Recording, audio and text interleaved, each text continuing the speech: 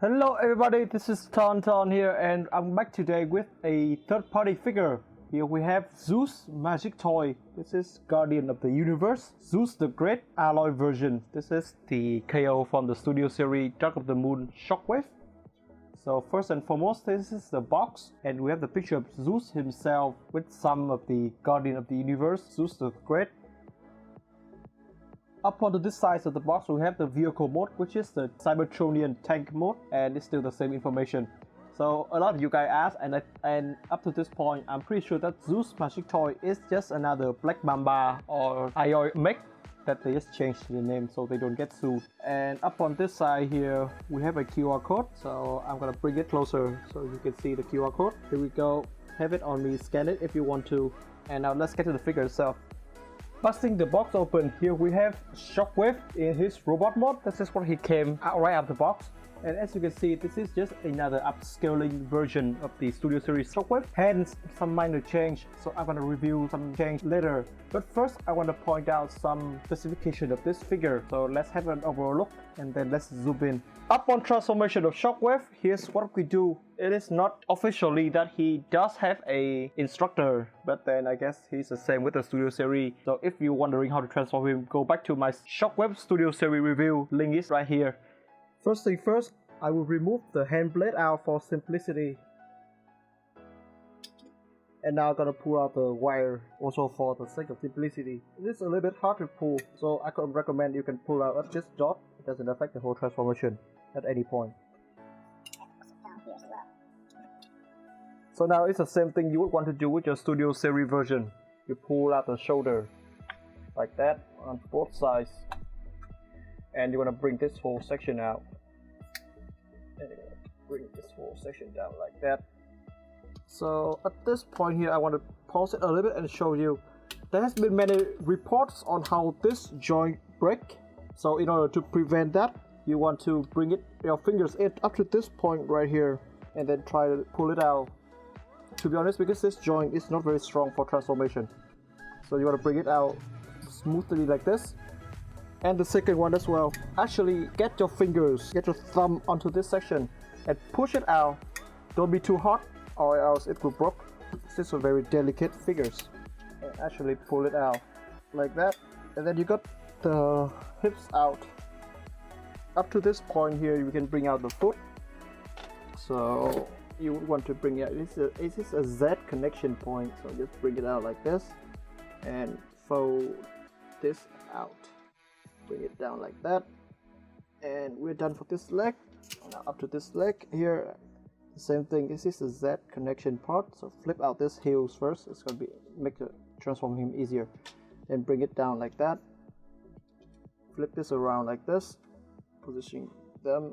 Then you're gonna bring back the whole body, and you're gonna clip this tab over here up to this point. So just bring it down and tap it in. Very simple. And bring back the head, so it's positioning one right here. The second one is the same thing here. You can connect them in like this. Now to finish him up, you want to bring up the arms like this and bring the whole arm down. Before that, remember this tab over here is going to plug in this hole, so you want to plug them together like this. Oh, it's still kind of hard to do because of the size. I mean, like they designed this one to be transformed in small scale, but when they upscaling it, transform it is a nightmare because it's too big and holding him. So you bring out the arms, bring the arms down, and there should be a connector part over here. So actually I'll bring it in the middle. This one here is going to tap into this one over here. So bring that down. Careful with the fingers and just tap it in. And here we go. And like that. Onto this back section here, there's a hinge in the middle. So you're going to bring that in, up. And then there's these two tabs. It's going to tap into these two slots over here. You're going to bring it up all the way and just snap them in. up to this point, I'm gonna bring back our old wire thingy again. So I'm just gonna snap him back here, like that, and hopefully that it can reach this section here over here. Apparently it is cannot do that. I guess I can. There we go. We're done with the wire thingy. And now to the arm blade. We just snap them back onto the top of the tank, just like the Studio Series version. And we're done. So here we have Shockwave in the Cybertronian tank mode. And what can I say except that this is a very good capturing of what he looks like in the show. But then again, this is still the same exact mode from the Studio Series but with more paint. And to be honest with you guys, I don't think that this form can capture the whole looks and the whole spirits of the figures.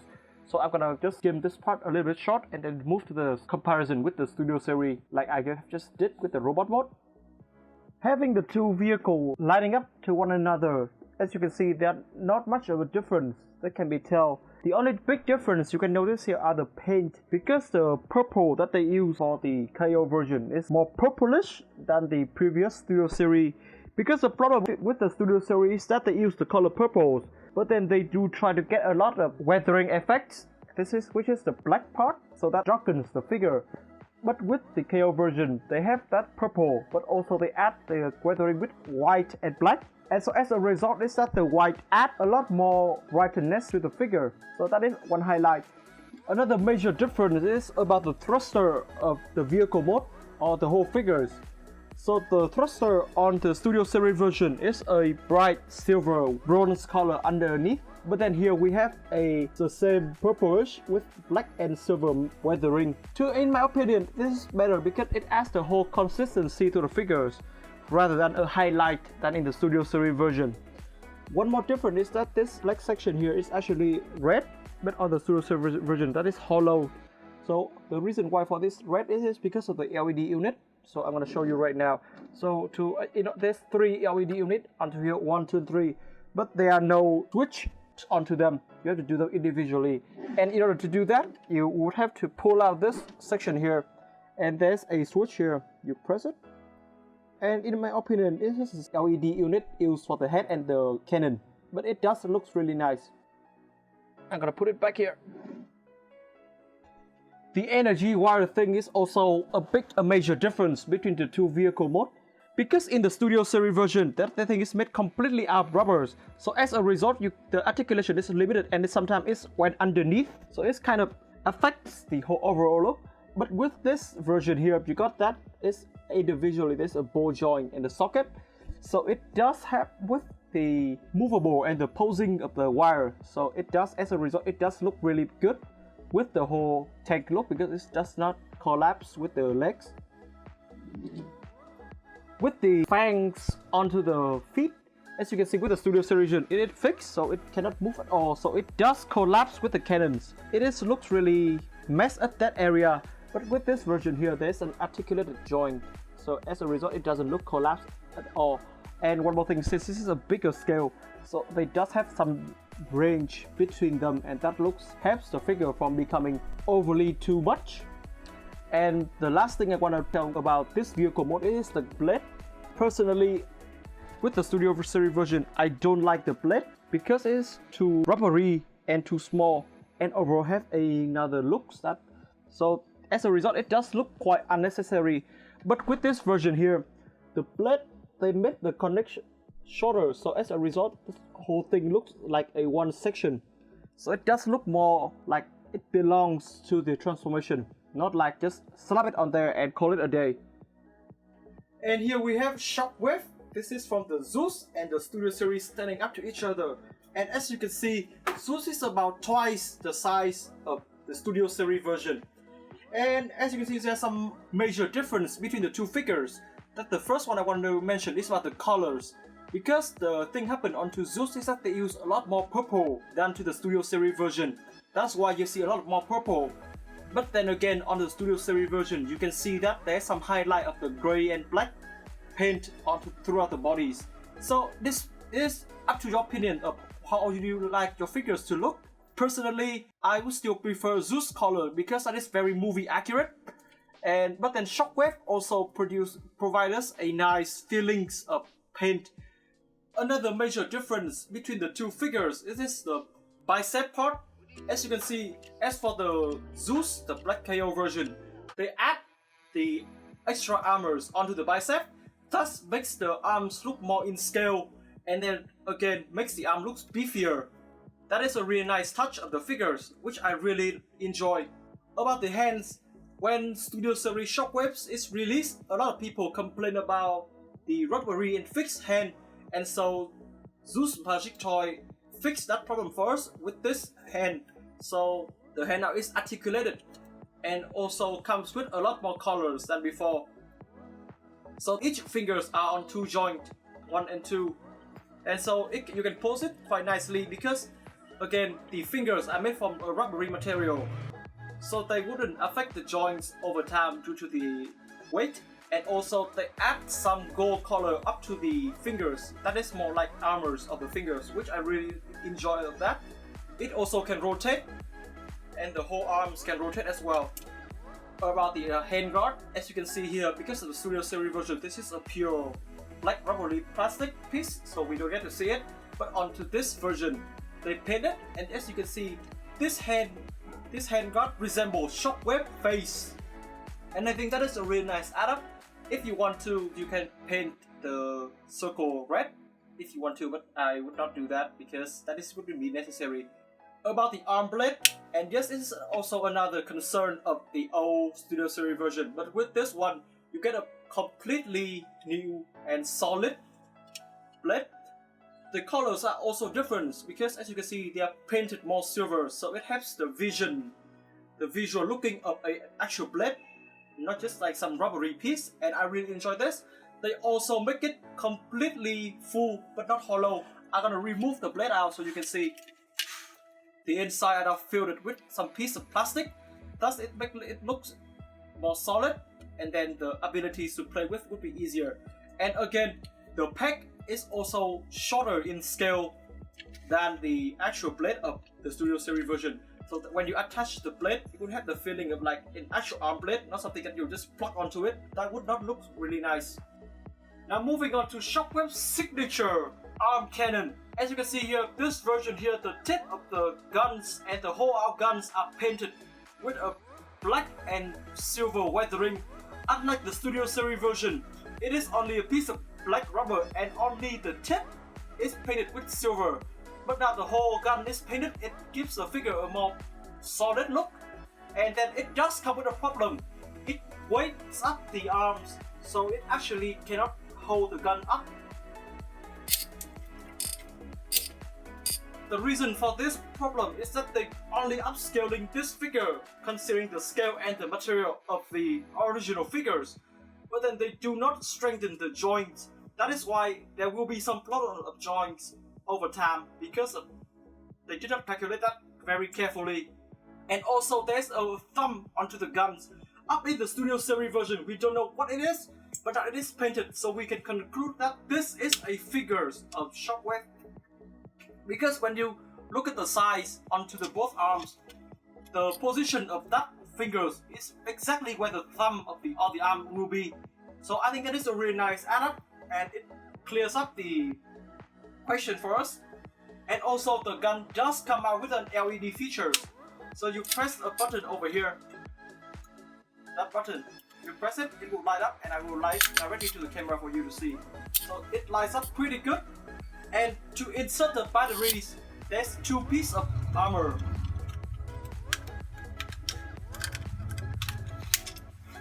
And you will see a set of screwdriver over here, so just screw it out and then attach it to the batteries in, and you will be good.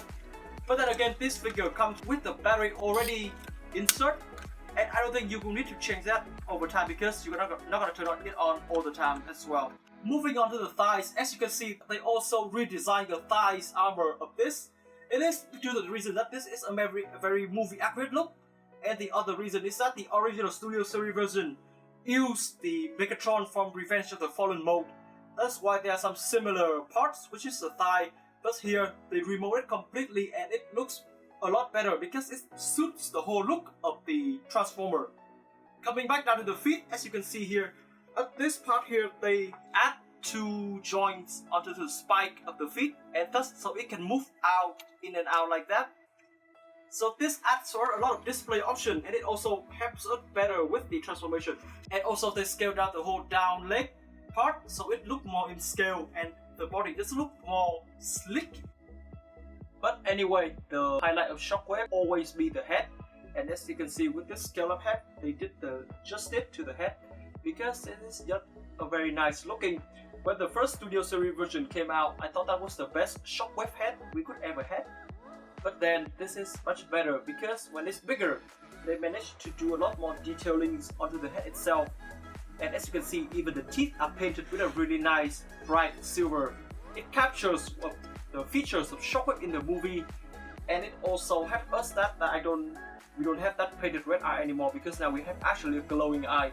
So turn on, you just flick his head around, and there's a turn on button over there, like that. And then, as you can see, this is a very nice and movie accurate look for Shockwave. I really enjoyed this. And the one more thing that I enjoy is because they make the head bigger, so we can have like some armor plating onto the head itself, add more texture onto the head itself, so it looks more dynamic and have more dimension onto the head. Also, the fin is a nice touch because they actually make it look sharper, so they doesn't look like dull like with the Studio Series version. The back here doesn't change much, but rather they repaint it and give it a different colors. And thrust the 3 thruster unit onto the back has LED function. But since I think this is a more of a vehicle mode feature, so I'm gonna only feature them onto the vehicle mode when I transform the figure. Let's start with the articulation. So the head can move up and down like that. But if you want a 360, you want to pull up that pin over there like that, so you can have a full 360 spin. And then you bring it down. The articulation of the arms start with a rotation.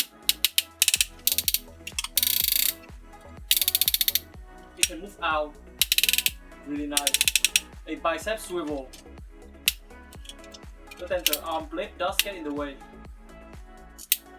You got an elbow joint, which is I think like a 90 degrees elbow joint, and the fingers get articulated, just like I have shown in when I put down the specific touch of it.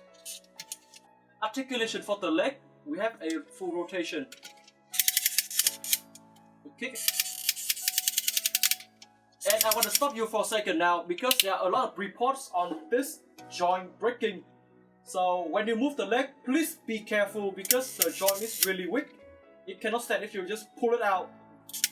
You must be careful with this piece. So we can spread. And that will be it. The knee joint is still the same with the Studio Series version. But then this is ratchet joint. And I still love the fact that he got that thigh armor to cover up the piece. And the foot, you have the articulated fang. And then, I mean, this is still the same joint for the Studio Series version and nothing too major. One bad thing is that I wish at the ankle they could make it a ratchet joint so it can hold out the weight of the whole figures, but not, it's gonna be really easy to fall off. Because this is very hard to hold the figures with a lot of weight with a joint like that. Size comparison, here's Zeus with Masterpiece Barricade. And here's Zeus with Masterpiece Optimus Prime. As you can see here, Zeus really towers over these two figures.